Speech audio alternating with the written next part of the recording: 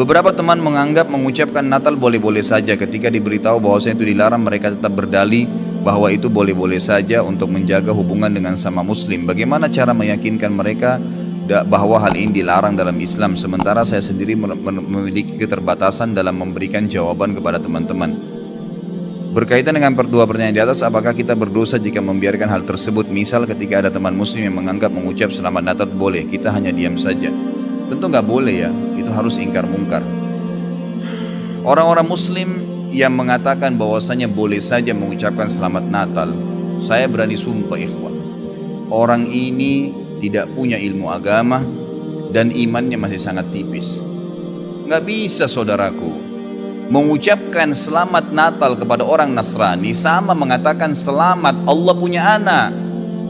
Bagaimana bisa Anda berani mengatakan Allah punya anak? Itu kalimat yang sangat berat, ya kan gitu. Tidak boleh. Allah subhanahu wa ta'ala itu la syarikalah, tidak ada sekutu baginya. Lam yalid wa lam yulad, tidak beranak dan tidak diperanakan. Dan Allah subhanahu wa ta'ala telah mengkafirkan orang-orang Nasrani dalam surah Al-Ma'idah. A'udzubillahi minasyaitonir rajim. Laqad kafara alladziina qalu innallaha tsalitsu tsalatsa. Allah telah kafir orang-orang Nasrani yang mengatakan trinitas. Enggak boleh. Ngucapin selamat berarti selamat atas keyakinan kalian yang Allah sudah cap mereka kafir dengan itu. Bagaimana bisa dikatakan untuk menjaga hubungan dengan mereka? Kalau Anda menjaga hubungan dengan orang non-muslim, orang Nasrani dengan berteman, bertetangga, partner bisnis, kan gitu. Orang tua kita yang kafir kita silaturahim, tetap berbakti padanya. Kerabat-kerabat yang masih non-muslim kita silaturahim, jenguk kalau sakit, membantu orang miskin mereka, boleh saja. Tidak ada yang larang dalam Islam itu. Tapi jangan sama sekali berhubungan dengan masalah keyakinan dan ibadah mereka. Nggak boleh memang dalam masalah ibadah. Allah mengatakan, ini tadi subhanallah saya pikir antum sudah tahu nih. Ya, makanya saya ulangin lagi sebab turunnya surah Al-Kafirun. Al-Mughirah telah datang kepada Nabi SAW mengatakan, wahai Muhammad, Mekah kita bagi dua saja. Sehari buat kamu, sehari buat kami. Kata Nabi SAW, saya belum faham, coba jelaskan lagi. Kata dia, sehari Muhammad kau dukung ibadah kami, kau ucapkan selamat buat kami, kau ikutin ajaran-ajaran agama kami.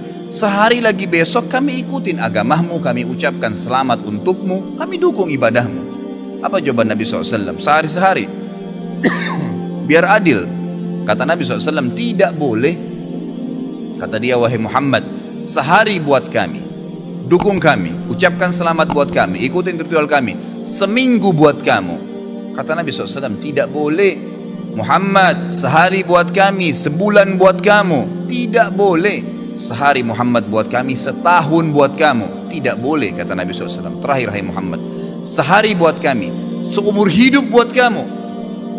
Sehari kamu ikutin kami, dukung ritual kami, selamat buat kami. Kalau pakai akal sehat, kalau pakai akal manusia, bukan akal sehat, akal manusia saja secara biasa, kan gitu. Kita pikir, oh lebih baik sehari kita ikutin orang kafir, dukung saja, ucapin selamat sama dia, selesai. Seumur hidup akan masuk Islam. Apa jawaban Nabi SAW? Tidak boleh. Lalu Jibril AS datang pada saat itu langsung membawa surah Al-Kafirun. A'udzubillahi minasyaitonirrajim. Qul ya ayyuhal kafirun. Katakan kepada orang-orang kafir. Orang kafir ini semua yang tidak syahadat, yang tidak mengatakan asyhadu an la ilaha illallah wa anna Muhammad Rasulullah, kafir. Jelas kafir, dan itu Allah yang mencap mereka kafir, gitu kan? Kafir artinya tidak beriman kepada Allah Subhanahu wa taala. Orang Nasrani aja mengkafirkan Yahudi kok. Kan itu. Yahudi mengkafirkan Nasrani, mengkafirkan Muslim. Kenapa orang Muslim nggak bisa mengkafirkan? Karena sementara kita jelas-jelas meyakini kenabian Musa, meyakini kenabian Isa alaihi wassalam.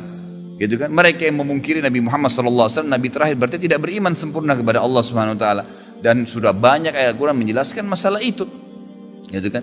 Kata Allah Subhanahu Wa Taala, ya, Qul ya ayyuhal kafirun la a'budu ma ta'budun. Semua Yahudi, Nasrani, Majusi, penyembah api, penyembah gunung, penyembah pohon, penyembah apa saja, semua selain yang tidak syahadat ini, saya tidak ikut-ikutan acara ritual kalian, tidak akan ucapin selamat buat kalian, tidak akan pakai atribut-atribut kalian, dan kalian juga tidak usah repot-repot ikutin agama saya, nggak usah. Kita nggak butuh Nasrani. Saya tanya, pada saat sholat Idul Fitri, ada orang Nasrani ikut-ikutan, Idul Adha, gitu kan? Mereka berurus dengan agamanya sendiri. Kenapa orang Muslim pusing dengan acara ritualnya orang lain? Diulangi lagi. Ya, setelah dikatakan kalian tidak usah ikut-ikutan, saya tidak usah ikut-ikutan juga, diulangi lagi. Wala antum ma'budun ma'bud, wala ana 'abidun ma'abadtum, wala antum ma'budun, 2 kali diulangi. Dan saya tidak akan ikut-ikutan, kalian juga tidak ikut-ikutan, terus begitu. Terakhir dikatakan oleh Allah, lakum dinukum waliyadin. Kalian punya agama, saya juga punya agama. Titik, selesai. Gitu kan? Emang sudah begitu. Kalau anda bilang, oh itu cuma kata-kata, nggak masalah. Kata-kata bisa membuat anda murtad, saudaraku, bisa masuk neraka, gitu kan? Sadarkah anda dengan satu kalimat, anda kalau mengatakan satu kalimat sekarang, semenit kemudian kalau anda yakin dalam hati bisa masuk neraka kalau meninggal? Kalau anda mengatakan saya murtad, memang dari hati mau keluar dari Islam, semenit kemudian dicabut ruhnya oleh malaikat maut, masuk neraka. Kalimat, kata-kata, bahaya tuh, gitu kan? Mungkin teman-teman juga sudah tahu yang dialog antara Muslim sama Nasrani di Amerika. Si Nasrani mengatakan, kenapa kau tidak ucapkan kalimat Natal, selamat Natal buat saya? Kata si Muslim, ya kata si Nasrani, itu kan cuma kata-kata. Kata si Muslim, apa kau sudah syahadat? Si Nasrani bilang, enggak. Kenapa kau enggak syahadat? Dia bilang, kalau saya syahadat, saya tinggalin agama saya. Kata si Muslim, itu kan juga cuma kata-kata. Sama, gitu kan? Jadi enggak boleh. Tapi hal-hal yang ditoleransikan dalam agama silahkan. Tadi saya bilang berteman, bertetangga, silahkan. Tapi jangan dukung masalah ibadahnya. Nggak boleh. Sampai pernah ditanya kepada Syekh Bimbas, apa hukumnya orang-orang, mohon maaf ini teman-teman kita, semoga Allah berikan hidayah yang belum tahu, yang menjadi security menjaga gereja misalnya, atau orang-orang yang menjadi tukang parkirnya karena lagi banyak mobil, halalkah pendapatannya? Bolehkah itu? Fatwa ulama tidak boleh. Karena ada hadis Nabi SAW yang berbunyi, kalau ahli kitab, khusus Yahudi dan Nasrani terutama, kalau mereka sedang beribadah di tempat ibadah mereka, jauhilah, karena laknat Allah sedang turun. Hadis Nabi SAW.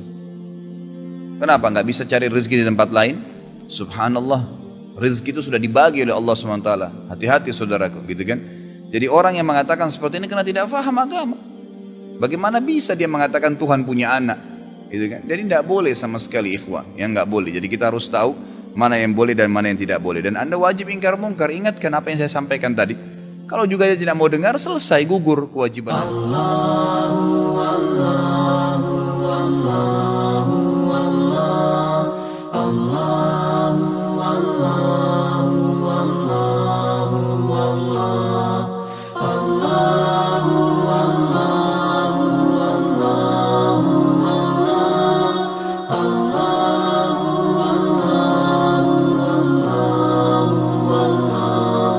Allahu, Allah.